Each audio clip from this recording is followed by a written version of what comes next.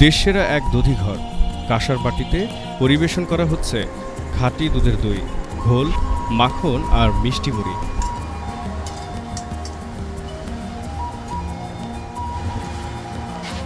বরিশাল শহরের হেমায়েতুদ্দিন সড়কের বিখ্যাত এই দোকানটি নাম করেছে দেশজোড়া। বরিশাল শহরে আসলে এই দধির স্বাদ না নিয়ে কেউই ফেরেন না। এই সিরিয়া, তারপর দই, গোলমুড়ি। আমি বরিশালে আইলে আমি প্রায় এখান থেকে খাই, মানে খুবই ভালো আর কি। আসলে স্বাদে গুণে মানে এর চেয়ে ভালো কাছাকাছি কোথাও বিকল্প নাই। বরিশালে আসা হইলে এখানে একটু এই অন্তত দধি চিরা খাওয়ার জন্য আসি নিয়ম। ভোরবেলা থেকে গভীর রাত ভোজন রসিকদের আনাগোনায় পা ফেলার জায়গা থাকে না ছোট্ট দোকানটিতে। 3 পুরুষের ব্যবসায় 93 বছর ধরে বরিশালে জনপ্রিয়তায় শীর্ষ অবস্থান ধরে রেখেছে এই প্রতিষ্ঠানটি।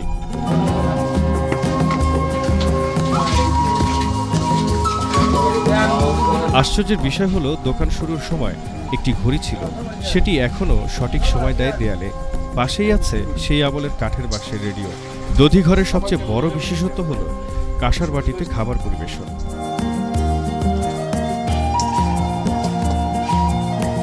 দিনে দিনে আরও জনপ্রিয়তা বাড়ছে বলে জানান দধিঘরের কারিগররা।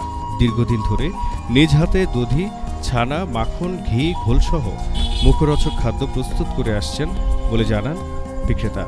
এই দোকানটা যেমন 3 পুরুষ চলে গেছে অলরেডি। এই যে আমার মরহুম মালিক আজিজ মিয়া, এরপর হ্যার ছেলে রিয়াজুল কবির, এরপর রিয়াজুল কবিরও মারা গেছে। এখন তার ছেলে রিয়াজুল কবিরের ছেলে পুরান মাহাজনের নাতি সে বসে, সে এখন চালায় এটা। এই বাটিটা সবাই পছন্দ করে, এর মূল। আর এর সাথে খাওয়াটা যখন বাটির দেয়, বাটিটা কিন্তু গোল। যখন সব কিছু দেওয়া হয় তারপর এটা একটু মাখা দিলে, ঘুরিয়ে দিলে সব মিক্স হয়ে যায়।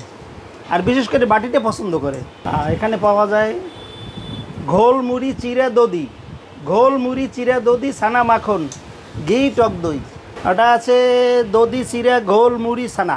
আর আবার কেউ খায় দধি, চিরা, ঘোল, মুড়ি, এটা 50 টাকা। তৈরির জায়গাটা তো এখন বন্ধ আছে, ওটা এখনও কাজ শুরু হইবে একটায়।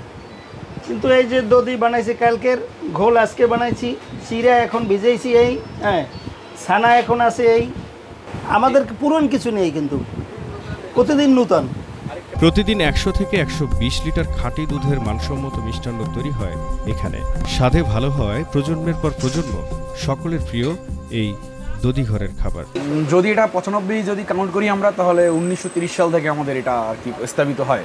তো 1930 সাল থেকে আমার দাদার বাবা আজাদরাজ, তারপর দাদা আব্দুল আজিজ, তারপর আমার বাবা রিয়াজুল কবির, তারপর আমরা এখন এই দেখাশোনা করতেছি।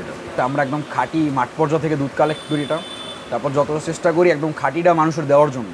তারপর আমাদের লাকড়ি চুলা, বিষয় তো মেন কথা আমরা লাকড়ি চুলা এটা তৈরি করি, যার একটা লাকড়ি চুলার সব কিছু খাবারের একটা ভালো থাকে, ওইটা চেষ্টা করি। আর গুণগত মান সবসময় চেষ্টা করি ধরে রাখার জন্য, মানে যত কষ্ট হোক আমরা চেষ্টা করি এটা যেন মানুষের কাছে পৌঁছে দেওয়া যায়।